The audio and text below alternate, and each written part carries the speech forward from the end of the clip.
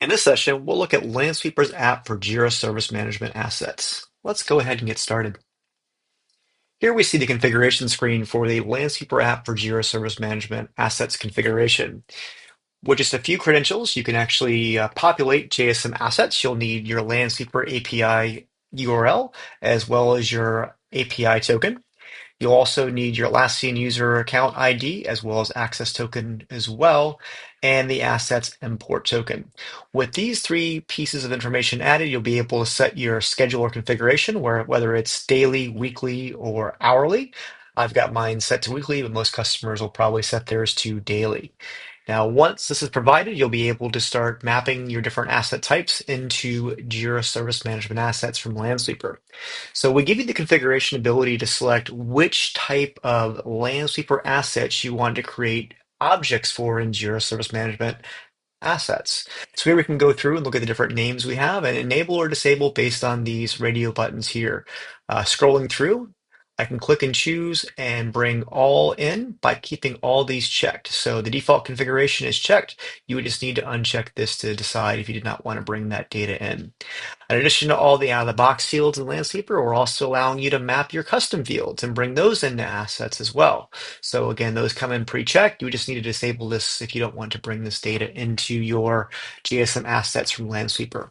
Now, something new in our version 2 application is going to be the ability to synchronize software and vulnerabilities into JSM assets from Lansweeper. So here we can import the entire software catalog from Lansweeper to JSM assets, as well as all the vulnerabilities Lansweeper discovers. We can bring those in as assets as well. So once we brought that data in, it's going to populate into a schema you define in Jira Service Management Assets. So you'll give it a name, and we're going to pre-build the object types for you under a hardware parent object. So object type. So here we see hardware with all those different asset types from Lansweeper synchronized in. And of course, if we scroll down a bit, we can see when we pick on different object types, we'll see all the different assets, and each object type is going to have all those attributes you would expect from Lansweeper tied to the asset object in Jira Service Management. So many of these are linked as well, lookup objects. So we can see here for the Windows devices, we're going to be able to see connected monitors. You'll be able to see manufacturers, processors, software versions, models. All that's going to be available to you when you're looking at the various object types within JSM assets.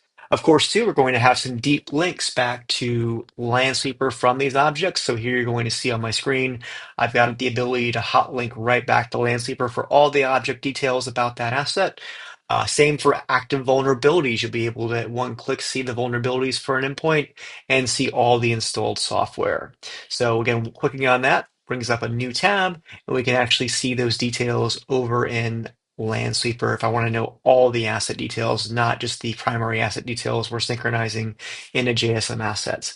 And again, all that's at a single click from assets. Of course, you've also got that ability here to see those outbound references to things like manufacturer, operating system, processor, model, and even user now.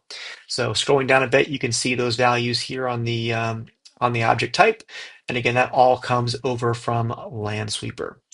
Lastly, let's take a look at what you can do with this data. So you'll learn more about this through our use cases, but as you can see here, I've got a asset object related to this incident record in JSM.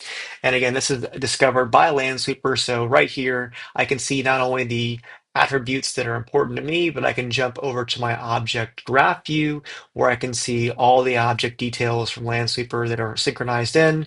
Again, linking back to Lansweeper, I wanted to see the full picture as well as any linked issues for this particular asset that we're working with here. So all this is made possible by the Lansweeper Jira Service Management Assets integration.